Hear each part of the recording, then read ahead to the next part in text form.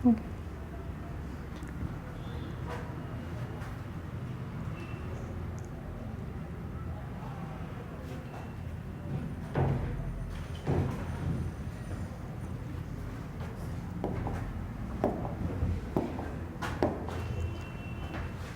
hello and welcome to Bansal Academy. This is Lisha, physics tutor at Bansal Academy.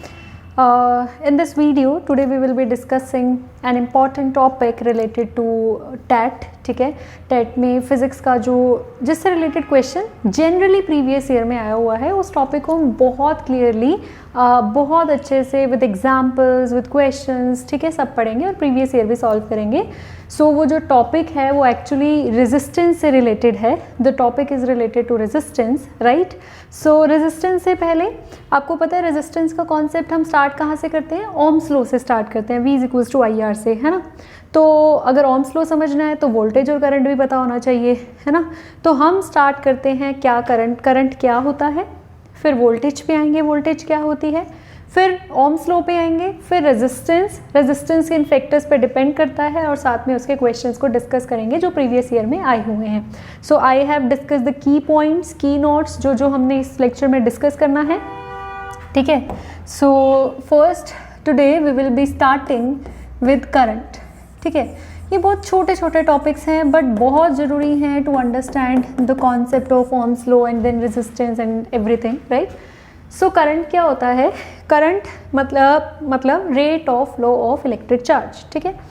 अगर electric charge को एक जगह से दूसरी जगह अगर इलेक्ट्रिक चार्ज फ्लो कर जाता है, अगर चार्ज एक जगह से दूसरी जगह फ्लो कर जाता है और कितने टाइम में कितना चार्ज फ्लो कर गया, दैट इज़ करंट, ठीक है. अगर एक जगह से दूसरी जगह चार्ज फ्लो कर गया तो उसने क्या बनाया? करंट बनाया, सिंपल, है ना. सो हम लिखेंगे rate of flow of electric charge. कितना चार्ज कितने टाइम में फ्लो कर गया वो उसका करंट है. सो I = Q/T. This is the basic formula of current, ठीक है. चार्ज की SI यूनिट कूलम होती है, टाइम की SI यूनिट सेकेंड होती है, तो इसकी SI यूनिट बनेगी coulomb per second. And again coulomb per second को हम एम्पियर बोलते हैं, ठीक है. कूलम पर सेकेंड तो रेयरली यूज़ होता है, एम्पियर ही यूज़ होता है and it is denoted by capital A. ये इसकी SI यूनिट है. CGS यूनिट इसकी, ठीक है, CGS यूनिट इसकी क्या है? स्टैट एम्पियर है. And there is a relation between ampere and stat ampere that 1 ampere is equals to 3 × 10⁻⁹ stat ampere. मतलब एम्पियर बड़ी यूनिट है और स्टैट एम्पियर छोटी यूनिट है क्योंकि वो उससे 3 × 10⁹ टाइम्स बड़ा है. So this was about current, ठीक है. करंट कैसे बनता है? जब चार्ज एक जगह से दूसरी जगह फ्लो कर जाता है तो हम कहते हैं कि करंट हैज़ फ्लोन, ठीक है. चार्ज की बात नहीं करते हैं. चार्ज की बात क्यों नहीं करते हैं? मतलब ये नहीं कहते, अब सबको पता है कि जब वायर में से फ्लो कर रहा है चार्ज कौन फ्लो कर रहा है? इलेक्ट्रॉन्स फ्लो कर रहा है. अब एक्चुअली क्या होता है, ये जो नंबर ऑफ इलेक्ट्रॉन्स होते हैं ना, ये मिलियंस, ट्रिलियंस, 10⁻21, 22 इतने सारे पावर्स में फ्लो करते हैं. तो इनको डील करना, नंबर को डील करना इज़ वेरी डिफिकल्ट, ठीक है. फिर आपको लॉग के साथ डील करना पड़ेगा, LOG लॉग, है ना, लॉग के साथ डील करना पड़ेगा ताकि आप कैलकुलेशंस कर सको. तो इट्स बेटर कि हम चार्ज के बजाय करंट के साथ डील करें, क्योंकि करंट अगर मान लो उसके अंदर 10⁻21 इलेक्ट्रॉन्स है तो शायद सिर्फ करंट की जो वैल्यू है वो 1 एम्पियर आए, ठीक है. तो 1 एम्पियर के साथ डील करना बहुत आसान है बजाय कि 10⁻21 के साथ डील करना, ठीक है. So instead of number of charges we always deal with current. I guess current is clear to everyone what actually current is, ठीक है. नेक्स्ट जो हमारा पॉइंट है वो है पोटेंशियल डिफरेंस का. मैं इन सबको इतनी ज़्यादा डिटेल में डिस्कस नहीं कर रही हूँ क्योंकि मेरा मेन पॉइंट ऑफ फोकस मैंने आपको बताया रेजिस्टेंस है और रेजिस्टेंस से रिलेटेड क्वेश्चंस हैं. बट हाँ, इसको कॉन्सेप्ट को क्लियर जरूर करेंगे हम लोग, ठीक है. पोटेंशियल डिफरेंस बहुत से बच्चे होते हैं, इवन 11th 12th पास, BSc पास, MSc पास. पोटेंशियल डिफरेंस मतलब वोल्टेज पर पता है नहीं क्या होती है वोल्टेज, है ना, नहीं पता होता बच्चों को क्या मतलब होता है वोल्टेज का, ठीक है. So let us clear this concept first. Voltage या पोटेंशियल डिफरेंस ये क्या होता है? आपको ये तो पता है ना कि कोई भी चीज़ एक जगह से दूसरी जगह जाएगी तो there should be some difference. अब एक हॉट बॉडी है, एक कोल्ड बॉडी है. सबको पता है कि हीट जाएगी हॉट टू कोल्ड बॉडी, जाएगी अपने आप जाएगी. कब तक जाएगी? जब तक दोनों में टेम्परेचर का डिफरेंस है. जैसे ही टेम्परेचर डिफरेंस खत्म हो जाएगा, हीट का फ्लो होना भी क्या हो जाएगा? खत्म हो जाएगा, है ना. So heat flows due to temperature difference. तो तो कुछ डिफरेंस था तभी फ्लो करी, ठीक है। एक बड़ा सा टैंक ले लिया, इधर भी ले लिया, इधर ये पानी ऊपर तक भर रखा है, इसमें पानी नीचे तक है, they are connected by some valve, इनकी वॉल्व खोल दी तो पता है पानी यहाँ से यहाँ फ्लो कर जाएगा। कब तक करेगा? जब तक लेवल सेम नहीं हो जाएगा। तो water has flown due to height difference, ये डिफरेंस ना होता, वाटर लेवल डिफरेंस ना होता, वो पानी ना फ्लो करता। तो ये बात क्लियर है कि एक जगह से दूसरी जगह चीज़ जाएगी, कोई भी चीज़ जाएगी, फ्लो करेगी, कोई भी क्वांटिटी फ्लो करेगी, लेकिन कब? When there is some difference. इतना तो क्लियर है, when there is some difference, है ना। तो ऐसे ही कुछ चार्जेस में होता है। एक जगह चार्जेस के पास बहुत ज़्यादा एनर्जी है, जहाँ हमारी बिजली बन रही है वहाँ पे चार्जेस के पास बहुत ज़्यादा एनर्जी है। हमारे घरों में चार्जेस के पास, इलेक्ट्रॉन्स के पास एनर्जी नहीं है, तो एनर्जी फ्लो करेगी यहाँ से यहाँ, और जब एनर्जी फ्लो करती है इसी को तो हम क्या कहते हैं? करंट फ्लो कर रहा है, ठीक है। और ये जो डिफरेंस है दोनों की एनर्जीज का जो एग्जिस्ट कर रहा है, या फिर ऐसे लगा लो कि एक जगह इलेक्ट्रॉन्स बहुत ज़्यादा हैं और एक जगह इलेक्ट्रॉन्स कम है, तो इलेक्ट्रॉन फ्लो करेगा यहाँ से, हाँ करेगा। जो एनर्जी का फ्लो है वो एसी में कंसिडर करते हैं, और जब इलेक्ट्रॉन का एक्चुअल मोशन होता है वो डीसी करंट में कंसिडर करते हैं, डायरेक्ट करंट में, ठीक है। तो इलेक्ट्रॉन मूव करेगा यहाँ से यहाँ, क्योंकि यहाँ ज़्यादा है यहाँ कम है। कब तक करेगा? जब तक इक्वल नहीं हो जाएंगे। This difference in number of electrons या this difference in energy is your potential difference, यही पोटेंशियल डिफरेंस है। तो व्हाई डज करंट फ्लोज? ये चार्ज क्यों चला? Due to potential difference. Clear हुई बात? बोलते हैं ना, एनसीईआरटी में भी क्वेश्चन है 10th क्लास की कि व्हाई डज करंट फ्लोज, बच्चा रटा मारता है ड्यू टू पोटेंशियल डिफरेंस। क्यों भाई, क्यों फ्लो करा? दिख गया ना पोटेंशियल डिफरेंस क्या है, समझ आया। So how we write actually in terms of definitions of physics की पोटेंशियल डिफरेंस या वोल्टेज V, ठीक है। The amount of work done, the amount of work done to carry charge from one point to another, ठीक है। एक point से दूसरे point तक एक चार्ज को मूव करने के लिए कितना काम करवाना पड़ा, वो हमारा क्या होता है? Potential difference. तो V is equals to W by Q, ठीक है। और ये बात सबको क्लियर हो जानी चाहिए आज, क्या कि current flows due to potential difference, और वो potential difference होता क्या है? या तो difference in number of electrons कह लो, या फिर कह लो कि energies में difference है, ठीक है, इसीलिए energy flow करती है। so this is your potential difference, ठीक है। next potential difference पढ़ लिया, current पढ़ लिया, अब आ जाए ohms law पे, है ना। जो ohms law है वो क्या है? पहली बात तो ध्यान रखनी है, ये जो ohms law है ये सेमीकंडक्टर्स, इंसुलेटर्स के लिए तो वैलिड है ही नहीं, कंडक्टर्स के लिए वैलिड है, और कंडक्टर्स के लिए भी वैलिडिटी इसकी एक स्पेसिफिक रेंज में है। अगर टेम्परेचर वगैरह चेंज हो गया फिर ये वैलिड नहीं है। पहले पढ़ तो लेते हैं, है ना। कह दो मैम पहले पढ़ा तो दो फिर बताना। चलो तो पढ़ते हैं। ohms law क्या है कि इफ़ द फिजिकल कंडीशंस, ठीक है, फिजिकल कंडीशंस जैसे कि टेम्परेचर हो गया, प्रेशर हो गया, ठीक है, ये जो फिजिकल कंडीशन है आसपास की, अगर ये आपने फिक्स रख दी, अगर ये आपने फिक्स रख दी, तो जो strength of current flowing through a conductor है, ठीक है, कितना करंट एक कंडक्टर में से फ्लो करेगा, that will be directly proportional to potential difference, ठीक है। वो पोटेंशियल डिफरेंस के डायरेक्टली प्रोपोर्शनल होगा। अब खुद सोचो कि अगर आप 5 वोल्ट की बैटरी लगा रहे हो तो कुछ करंट फ्लो कर रहा है, 10 वोल्ट की लगाओगे तो ज़्यादा ही करंट फ्लो करेगा, 15 की लगाओगे और ज़्यादा फ्लो करेगा। तो ये तो पता है कि अगर पोटेंशियल डिफरेंस बढ़ेगा तो करंट बढ़ेगा, लेकिन ओम्स ने ये देखा कि ये जो बढ़ना है ना ये भी लीनियर है। लीनियर समझ रहे हो कि अगर वो पहले 2 से बढ़ा, करंट अगर 2 से बढ़ा, वोल्टेज 5 से बढ़ी, तो अगर हर बार करंट 2 से बढ़ रहा है तो वोल्टेज 5 से ही बढ़ेगी। रिलेशन लीनियर है, ठीक है, रिलेशन कैसा है? लीनियर है। लेकिन प्रोवाइडेड फिजिकल कंडीशंस क्या रहनी चाहिए? फिक्स रहनी चाहिए। टेम्परेचर चेंज कर गया, प्रेशर चेंज कर गया, फिर कोई लीनियर डिपेंडेंस नहीं है, ठीक है, फिर कोई लीनियर डिपेंडेंस नहीं है, फिर कोई रिश्ता नहीं है, ठीक है। फिर पैराबोला हो, स्ट्रेट लाइन हो, कोई मतलब कैसा भी हो, उसे फिर नहीं फर्क पड़ता, ठीक है। सो ओम्स लॉ क्या कहता है? If the physical conditions like temperature, pressure, etc. of a conductor are kept unchanged,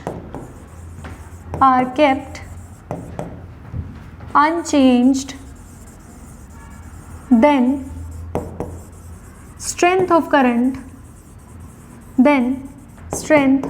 current flowing through a conductor is directly proportional to potential difference applied across its, writing ज़्यादा ही गंदी हो गई क्या, across its ends। ठीक है, लिखने में ऐसे आ जाता है v is directly proportional to i, जबकि देखो ये लिखना ऐसे नहीं चाहिए, v is directly proportional to i। इसका मतलब आप पता क्या कह रहे हो कि i बढ़ेगा तो पोटेंशियल डिफरेंस बढ़ेगा। एक बार खुद सोच के देखो, i बढ़ने से पोटेंशियल डिफरेंस बढ़ जाएगा। आपने 2 एम्पियर का करंट फ्लो करवाया, 5 का करा दिया। बैटरी लगाई हुई है 5 वोल्ट की, पहले 2 एम्पियर का करंट था, उसको 4 का कर दिया तो बैटरी की वोल्टेज बढ़ गई, 10 वोल्ट हो गई। पॉसिबल है? नहीं है। ऐसे लिखना नहीं चाहिए, लिखना ऐसे चाहिए। वैसे हमें अगर लिखें तो I is directly proportional to V, I depends upon V, V बढ़ेगा तो I बढ़ेगा, ना कि I बढ़ेगा तो V बढ़ेगा। फिर आप कहोगे तो उल्टा हो गया। I इज इक्वल्स टू, यहाँ पे एक्चुअली यहाँ पे जो कांस्टेंट आता है वो आता है G, जिसको हम कंडक्टेंस बोलते हैं। तो I बाई G क्या आता है, V आता है, और 1 बाई G को हम R कहते हैं। Inverse of conductance is resistance. ठीक है, पर चलो वो कहानी को छोड़ो, अभी यहीं पे डायरेक्टली आते हैं।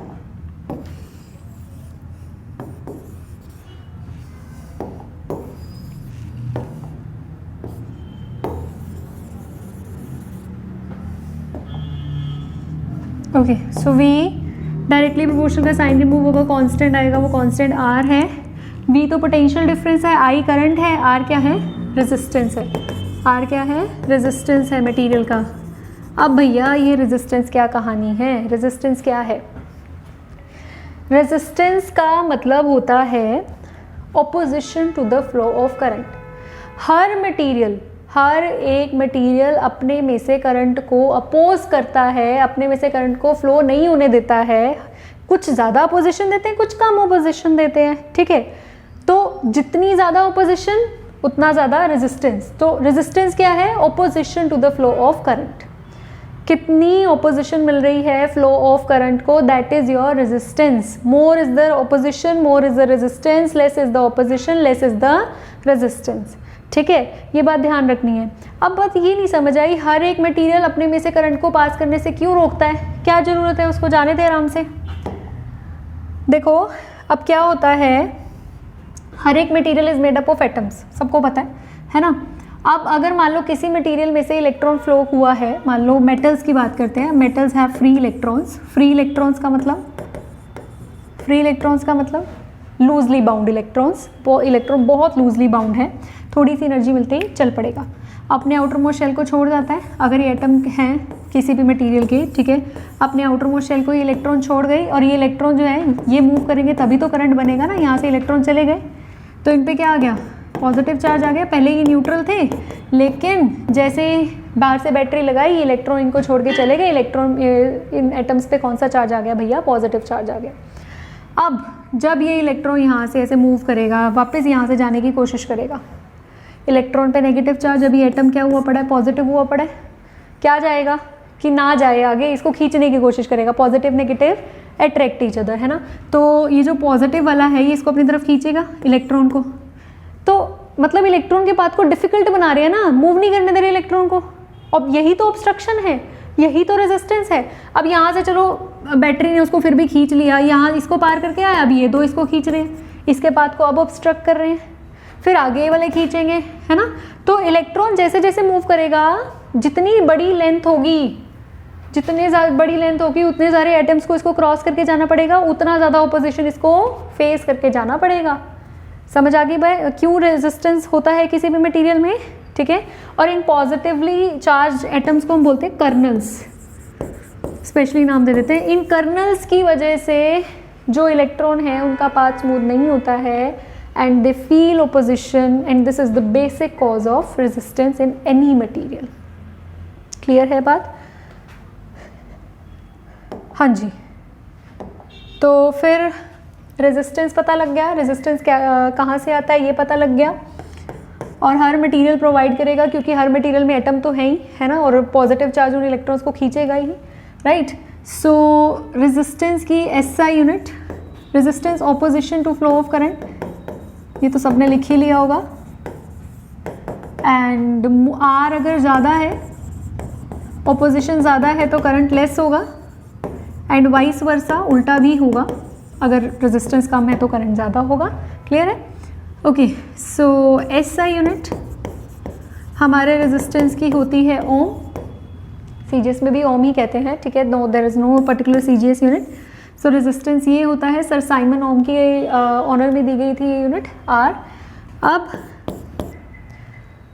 What are the factors on which this resistance depend, या फैक्टर से पहले एक बात हम नोट कर लेते हैं, जो रेजिस्टेंस होता है that is least for silver, ठीक है, value of R is least for silver, ठीक है, रेजिस्टेंस मिनिमम होता है सिल्वर का, मतलब उसमें से करंट मैक्सिमम फ्लो करता है, राइट।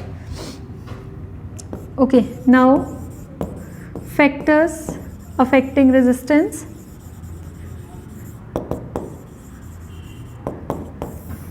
अच्छा, अगर सिल्वर का रेजिस्टेंस इतना कम है तो इसकी वायर्स क्यों नहीं बनाते? हम तो चाहते हैं कि भाई हमारा पावर लॉस कम हो, कम से कम हो, है ना, हम तो चाहते हैं कि करंट ज़्यादा से ज़्यादा फ्लो करे। कॉपर की वायर्स क्यों बनाते हो? एल्यूमिनियम की वायर्स क्यों बनाते हो? उनका तो रेजिस्टेंस फिर भी हाई होता है सिल्वर के कंपेरिजन में।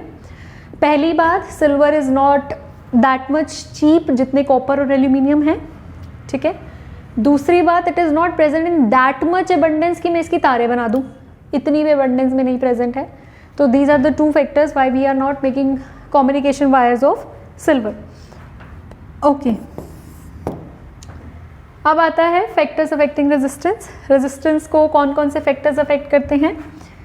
First is nature of material. अभी मैंने आपको बताया ना कि कॉपर है उसका रेजिस्टेंस अलग होगा, सिल्वर है उसका रेजिस्टेंस अलग होगा, ठीक है, एल्यूमिनियम है उसका अलग होगा। तो नेचर ऑफ मटेरियल पे तो डिपेंड करता ही है आपका resistance. Then it is temperature. अब ये टेम्परेचर भैया बड़ा इंपॉर्टेंट फैक्टर है, टेम्परेचर पे बहुत फर्क पड़ता है। मैंने आपको जब ओम्स लॉ कराया तब भी बताया कि टेम्परेचर को फिक्स रखना है। क्यों? क्योंकि जब आप टेम्परेचर बढ़ाते हो, हमेशा याद रखना टेम्परेचर बढ़ाने से दो चीज़ें होंगी। अब वो दो कौन कौन सी चीज़ें होंगी इसको समझ लेते हैं। When you increase temperature, दो चीज़ें होती हैं, एक तो more and more electrons get free, free मतलब लूज हो जाते हैं to move, ठीक है। Second thing is number of collision increases, ठीक है। अब जो आपका कंडक्टर होता है, जो आपका कंडक्टर होता है उसमें ऑलरेडी बहुत सारे फ्री इलेक्ट्रॉन्स होते हैं, तो टेम्परेचर बढ़ाने पर नंबर ऑफ फ्री इलेक्ट्रॉन्स पे इतना ज़्यादा कोई फ़र्क नहीं पड़ता। थोड़े बहुत बढ़ जाते होंगे, ठीक है, टेम्परेचर बढ़ा, एनर्जी मिली, थोड़े बहुत बढ़ जाते होंगे, पर इतना खास फ़र्क नहीं पड़ता है, ठीक है। तो ऑलरेडी बहुत सारे इलेक्ट्रॉन्स फ्री हैं, तो अब जो एनर्जी है वो कहाँ जाती है? इन इलेक्ट्रॉन्स को काइनेटिक एनर्जी प्रोवाइड करने में। काइनेटिक एनर्जी बढ़ी तो इनकी कोलिजन्स बढ़ जाएंगी, कोलिजन्स बढ़ जाएंगे तो बल्कि और पाथ इनका कैसा हो गया? ऑब्स्ट्रक्टेड हो गया। और अगर पाथ ऑब्स्ट्रक्टेड हो गया तो चार्ज का फ्लो डिफिकल्ट हो गया। चार्ज का फ्लो डिफिकल्ट हो गया मतलब करंट फ्लो करना डिफिकल्ट हो गया। करंट कम फ्लो कर रहा है मतलब रेजिस्टेंस बढ़ गया, है ना। करंट का मतलब रेजिस्टेंस बढ़ गया। तो अगर नंबर ऑफ कोलिजन इंक्रीज होंगी तो रेजिस्टेंस बढ़ जाएगा, और कंडक्टर में यही होता है। और आपका प्रीवियस ईयर में क्वेश्चन भी आया हुआ है कि रेजिस्टेंस का टेम्परेचर के केस के साथ ग्राफ बताओ इन केस ऑफ कंडक्टर, तो वो बढ़ता है, ठीक है। अब ऐसे भी ऑप्शन होता है, ज़ीरो से स्टार्ट होता हुआ। रेजिस्टेंस कभी ज़ीरो नहीं होता, तो ज़ीरो से स्टार्ट होता नहीं बनाना, यहाँ से बनाना है अपने। बढ़ क्यों रहा है ये बात क्लियर होनी चाहिए, क्योंकि नंबर ऑफ कोलिजन्स बढ़ रहे हैं। अब दूसरा केस क्या है कि more and more number of electrons get free, ठीक है। जैसे सेमीकंडक्टर्स होते हैं ना, सेमीकंडक्टर्स में क्या होते हैं, इलेक्ट्रॉन्स ऑलरेडी फ्री नहीं होते हैं, कुछ फ्री होते हैं, वो कंडक्ट कर रहे होते हैं। तभी सेमीकंडक्टर्स वो होते हैं ना जिनकी कंडक्टिविटी कंडक्टर्स इतनी अच्छी भी नहीं है, इंसुलेटर्स इतनी बुरी भी नहीं है, मतलब इसमें कुछ इलेक्ट्रॉन्स फ्री होते हैं, ज़्यादा फ्री नहीं होते हैं। So as you are going to increase temperature, जैसे जैसे टेम्परेचर बढ़ा दोगे नंबर ऑफ इलेक्ट्रॉन्स फ्री होते जाएंगे to move. Number of electrons इतने ज़्यादा बढ़ जाएंगे कि करंट इतना ज़्यादा बढ़ जाएगा, करंट बढ़ जाएगा तो रेजिस्टेंस कम हो जाएगा ना, तो इसका ऐसे जाता है कुछ, ठीक है। It approaches to infinity, resistance कम होता जाता है। ऑप्शन में ये भी होगा, ये नहीं बनाना, लीनियर नहीं होता रिलेशन कभी भी, क्लियर है? ओके तो मेरे ख्याल से हमारा एक क्वेश्चन यहीं पे कवर हो गया। हाँ जी, अब इसके बाद हम पढ़ रहे थे कि रेजिस्टेंस नेचर पे डिपेंड करता है, रेजिस्टेंस और किस चीज़ पे डिपेंड किया, टेम्परेचर पे। थर्ड है लेंथ ऑफ वायर। ये बात तो मैंने आपको समझाते समझाते ही बता दी थी कि अगर लेंथ ज़्यादा हो जाएगी तो उस इलेक्ट्रॉन्स को ज़्यादा पॉजिटिवली चार्ज कर्नल्स को फेस करके जाना पड़ेगा, तो ज़्यादा ऑब्स्ट्रक्शन फील करनी पड़ेगी, तो रेजिस्टेंस बढ़ जाएगा। R is directly proportional to length of wire, L is the length of conductor, wire कुछ भी कह दो, and it depends upon area of cross section. What do you mean by cross section, मतलब जो area उसे cross करके जाना है। अब क्रॉस सेक्शन एरिया जनरली ऐसे हम सर्कुलर लेते हैं, ठीक है, तो R is directly proportional to area, inversely sorry, R is inversely proportional to area. Area ज़्यादा, एक तो पतली वायर है तो स्पेस कम है, तो सारे एटम्स को क्रॉस करके जाना पड़ेगा इसको। अब ये क्या हो गया, एरिया बढ़ गया, तो अब यहाँ पे इलेक्ट्रॉन इसको पॉजिटिव दिखेगा तो यहाँ से चला जाएगा, है ना, स्पेस बढ़ जाएगा तो एरिया बढ़ जाएगा, तो रेजिस्टेंस क्या हो जाएगा, कम हो जाएगा। These are the two facts, combine कर दो, कंबाइनिंग 1 and 2,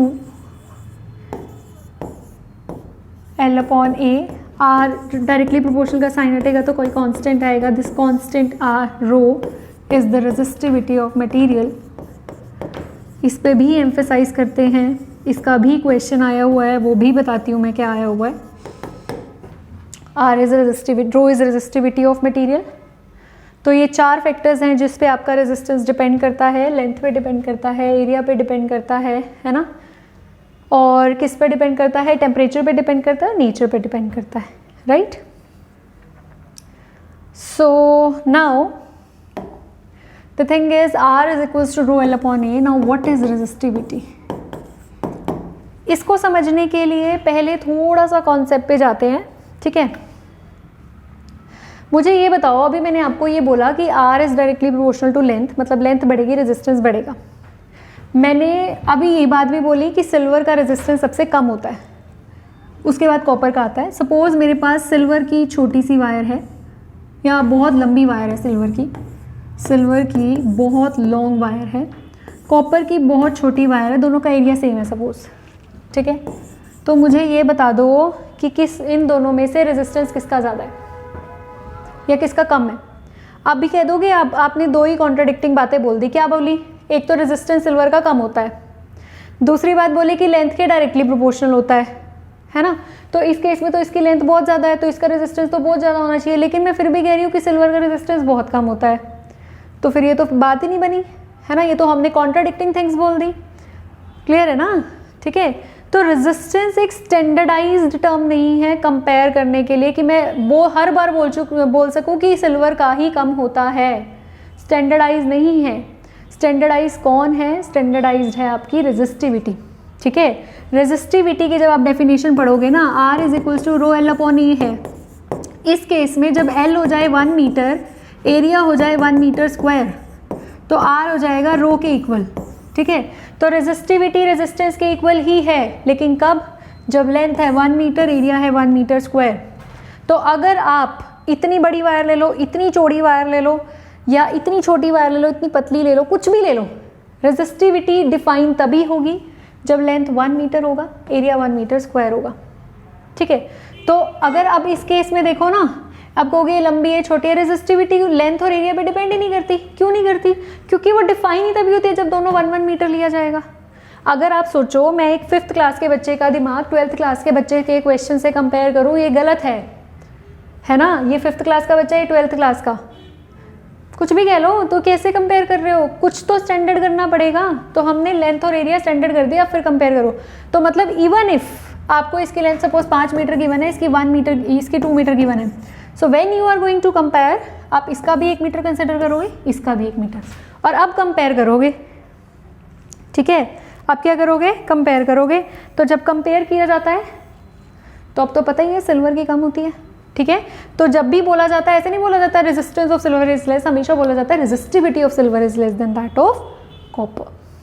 ठीक है, तो resistivity is the standardised term, not the resistance. Resistivity is independent of length, it is independent of area, but क्योंकि रेजिस्टिविटी होता तो रेजिस्टेंस ही है। अब रेजिस्टेंस 4 वेक्टर्स पे डिपेंड करता था, जिसमें से लेंथ और एरिया तो कांस्टेंट कर दिया।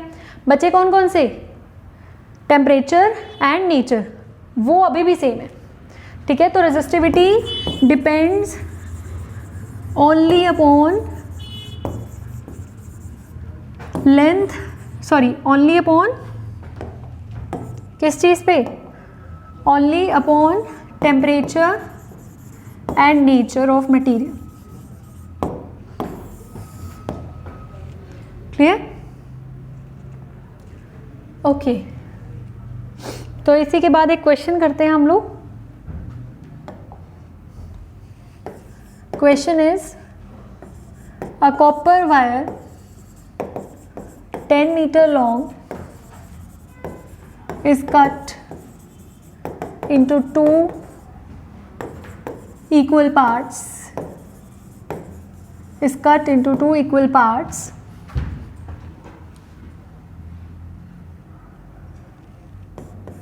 The resistance of 10 meter long copper wire was R and its resistivity was rho. ठीक है, रेजिस्टेंस R था, रेजिस्टिविटी rho थी।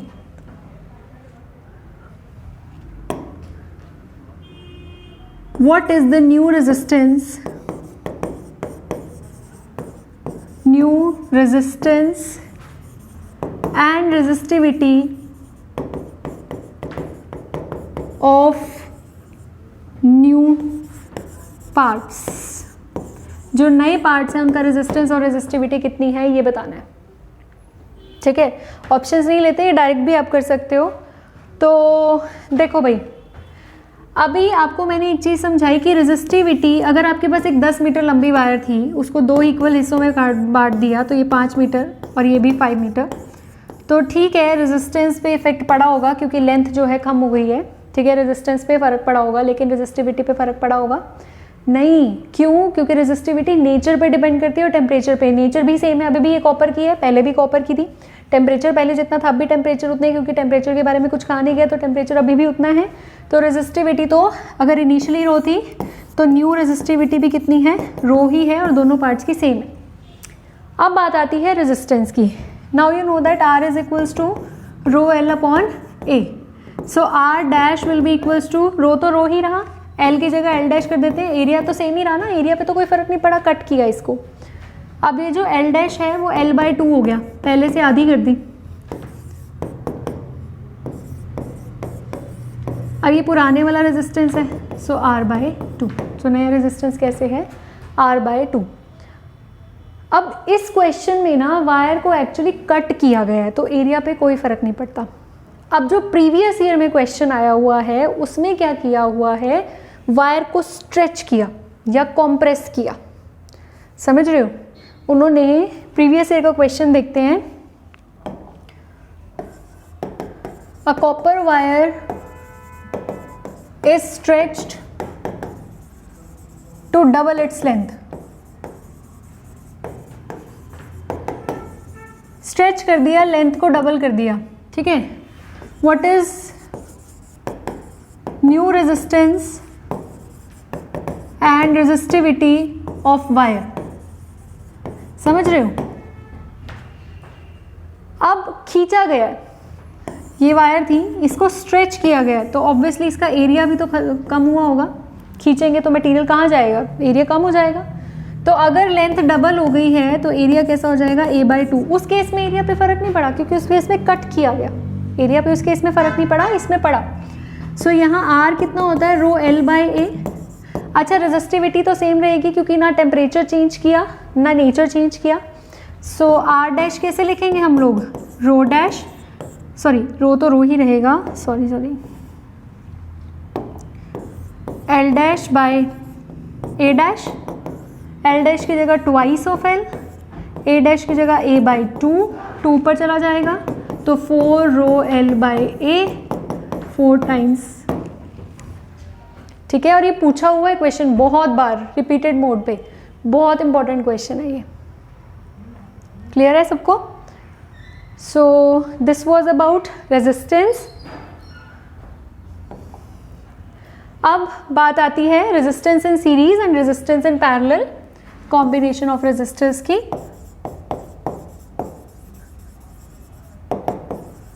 ठीक है, इससे रिलेटेड क्वेश्चन भी आया हुआ है, कॉम्बिनेशन ऑफ रेजिस्टर से रिलेटेड।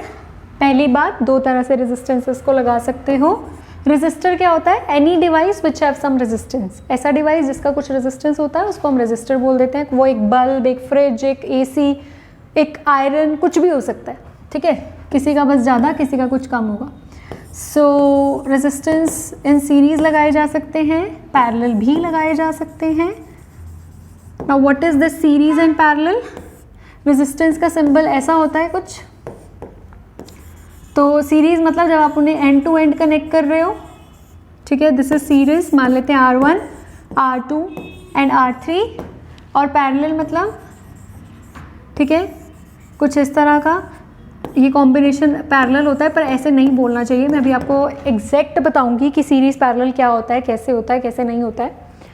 देखो, हम लोगों को ये देखना ही नहीं आता है सीरीज़ कैसा है, पैरेलल कैसा है ना। जरूरी थोड़ी ऐसी शेप बनी आएगी, ऐसी शेप ना बनी आई तो अब बता नहीं पाओगे, ऐसे थोड़ी होगा, है ना। सीरीज कॉम्बिनेशन वो कॉम्बिनेशन होता है जहाँ पे करंट को डिवाइड होने का पाथ नहीं मिलेगा, मतलब उसके पास एक ही रास्ता और वहीं से जाना है, एक पतली सी गली है वहीं से जाना है और कोई रास्ता ही नहीं है। लेकिन अगर ये गलियाँ ऐसे, ये जो एक पतली सी गली आगे डिवाइड हो जाए, यहाँ से भी जा सकता है यहाँ से भी, तो वो पैरेलल है। अब पीछे से करंट आया, दो रास्ते दिख रहे हैं, डिवाइड होने का पाथ है तो पैरेलल है। यहाँ पे कोई रास्ता है नहीं है ना, वो सीरीज है। ठीक है, जैसे अब ये देखो, अब यहाँ से देखो, यहाँ से करंट आया, उसके पास डिवाइड होने का रास्ता है, तो ये दोनों पैरेलल में हो गए। यहाँ से जो करंट आया, क्या उसके पास डिवाइड होने का कोई पाथ है नहीं है ना, तो ये दोनों किस में हो गए, सीरीज में हो गए। अब यहाँ से जो करंट आ रहा है, अगेन दो रास्ते हैं, तो ये दोनों भी किस में हो गए, पैरेलल में हो गए। क्लियर हुई बात? जहाँ पे करंट को डिवाइड होने का पाथ मिल जाता है वो पैरेलल कॉम्बिनेशन होता है, और जहाँ पे नहीं मिलता है वो सीरीज कॉम्बिनेशन होता है। It is very simple. Clear? अब नेट रेजिस्टेंस सीरीज में, what do you mean by net resistance? मान लो मेरे पास बहुत सारे रेजिस्टेंस थे, मेरे पास बल्ब था, एसी था, फ्रिज था, है ना, इनके अलग अलग रेजिस्टेंस है। मैं क्या चाहती हूँ कि ये सारे ना सीरीज में लगे हुए थे, मैं चाहती थी कि इन जितना इनका रेजिस्टेंस है ना, इनके इक्विवेलेंट मैं एक रेजिस्टेंस बनाना चाहती हूँ। तो इनके इक्विवेलेंट मतलब एक रेजिस्टेंस लगाना चाहते हो, सारे नहीं लगाना पड़े, एक ही लग जाए, तो जो रेजिस्टेंस होगा ना वो होगा हमारा नेट रेजिस्टेंस। तो अगर मान लो हमारे पास 3 रेजिस्टेंस हैं, तीनों ऐसे सीरीज में लगे हैं, एन भी हों, कितने भी हों, कोई फ़र्क नहीं पड़ता, डायरेक्टली नेट रेजिस्टेंस ऐड हो जाता है सीरीज में, R1 + R2 + R3। और अगर आप पैरेलल की बात करें, सो पैरेलल कॉम्बिनेशन में अगर हमारे पास ऐसे कुछ रेजिस्टेंसेस लगे हुए हैं, जो एक हम डायग्राम NCERT वाला बनाते हैं वो बना लेते हैं, पर वैसे आपको पैरेलल देखना अब आ गया है ना, होपफुली सबको आ गया होगा। फिर भी कोई डाउट हो तो आप कमेंट में पूछ सकते हो। R1, R2, R3, सो यहाँ पे 1/r पैरेलल, नेट जो आएगा वो 1/ करके आएगा। ठीक है, इसे सॉल्व करेंगे, फिर रेसिप्रोकल लेंगे तो हमारी पैरेलल वाली वैल्यू आ जाएगी। क्लियर हो गई बात? अब यहाँ से कुछ बातें सीखने की हैं। क्या बातें सीखने की हैं? ठीक है, मैं इसका क्वेश्चन भी कराती हूँ जो प्रीवियस ईयर में आया है, पर पहले जो बातें सीखने की है वो ये है कि नेट रेजिस्टेंस सीरीज में सबका कॉम्बिनेशन है, सबका सम है। तो जो नेट रेजिस्टेंस आने वाला है ना, वो बड़े से भी बड़ा होगा, सपोज मेरे पास 3 रेजिस्टेंस है 4, 5, 6, तो नेट रेजिस्टेंस क्या आएगा 4 + 5 + 6 कितना बना 9 + 6 15 है ना। तो जो नेट रेजिस्टेंस आया वो बड़े से भी बड़ा आएगा क्योंकि उसमें भी कुछ ऐड हो रहा है ना। तो इसमें क्या होता है in series net resistance is larger than the maximum value. ठीक है, तो जहां पे आप चाहते हो ना कि मेरे को रेजिस्टेंस बढ़ाना है, करंट कम करना है, वहां पे आप सीरीज कॉम्बिनेशन लगाओ क्योंकि वहां पे नेट रेजिस्टेंस बढ़ जाएगा। ठीक है, और पैरेलल में जब आप सॉल्व करोगे यहाँ पे नेट रेजिस्टेंस छोटे से भी छोटा आएगा 1/, हो गया ना। ठीक है, in parallel net resistance is lesser than the least,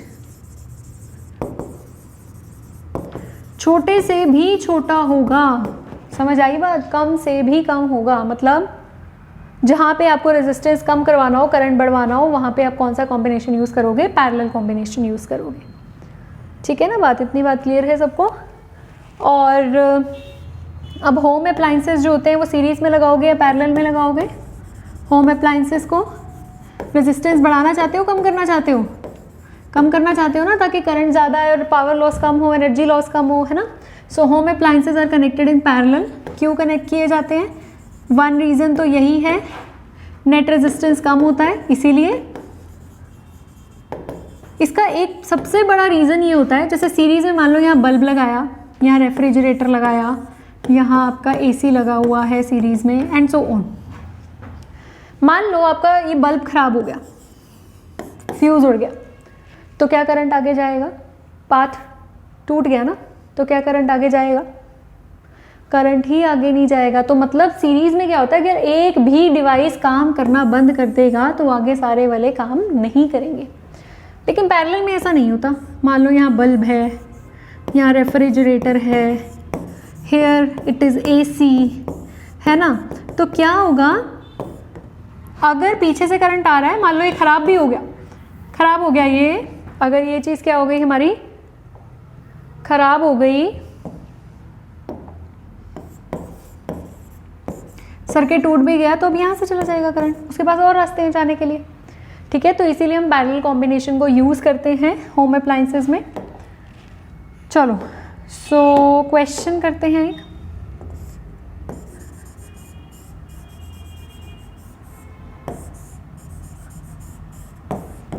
ये सारे 2 ओम के हैं, आपको नेट रेजिस्टेंस निकालना है इस केस में between A point and B point. मतलब इन तीनों की जगह मुझे अगर एक रेजिस्टेंस लगाना हो तो वो कितने ओम का लगेगा। पहले तो देखो पीछे से करंट आया, उसको वो डिवाइड हो गया, तो ये पैरेलल हो गया। ठीक है, तो इन दोनों को सॉल्व करके एक लगाया जा सकता है, और ये पैरेलल है, पैरेलल में सॉल्व करें 1/r पैरेलल कितना आएगा, 1/2 प्लस 1/2 2/2, सो r पैरेलल आ जाएगा यहाँ से 1 ओम, तो ये लगेगा 1 ओम का। Now current is not dividing, current के पास और कोई रास्ता नहीं है, तो ये किस में हो गए, सीरीज में हो गए 3 ओम। तो इन तीनों की जगह एक रेजिस्टेंस लगाया जा सकता है, कितने ओम का, 3 ओम का। क्लियर हो गई सबको बात। एक और क्वेश्चन करते हैं।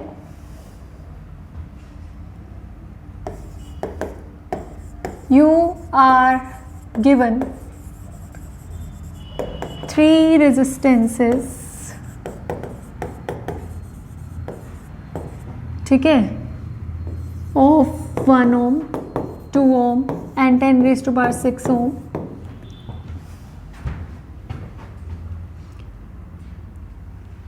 What is the value of resistance when connected in series, first part, and second part when connected in parallel।